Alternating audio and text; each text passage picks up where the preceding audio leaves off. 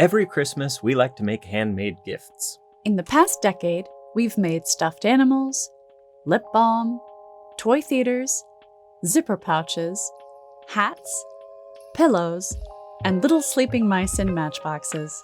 Christmas crafting is one of our favorite ways to get in the holiday spirit.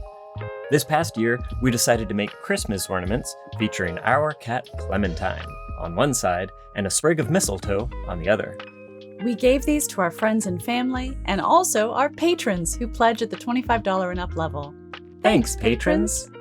After figuring out what size we wanted the finished ornament, we worked inwards to see how big the design could be.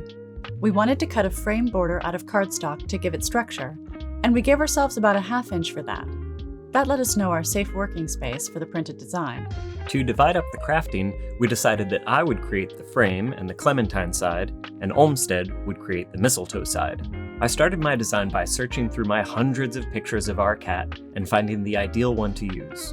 I rescaled it, printed it out, and transferred it to a linoleum block.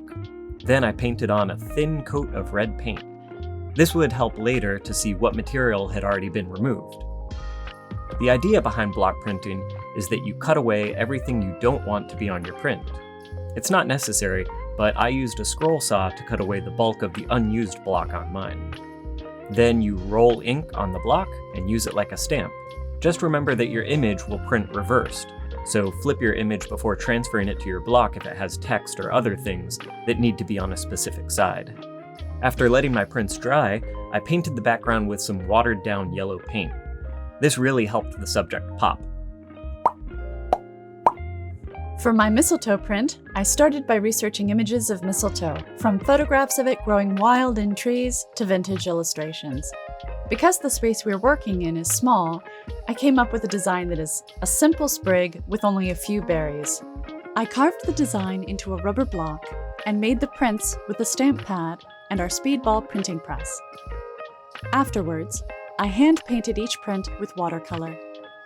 Rather than cutting the prints into circles and sandwiching them perfectly between the frames, we used spray adhesive on the backs of the frames and positioned them on the prints while they were still whole. Then we could trim the paper up to the frame line.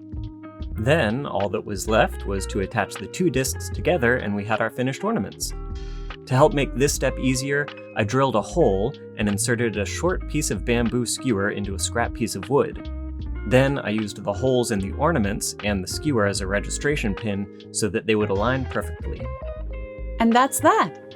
We're really happy with how they turned out, and it gave us a good excuse to practice our block printing skills.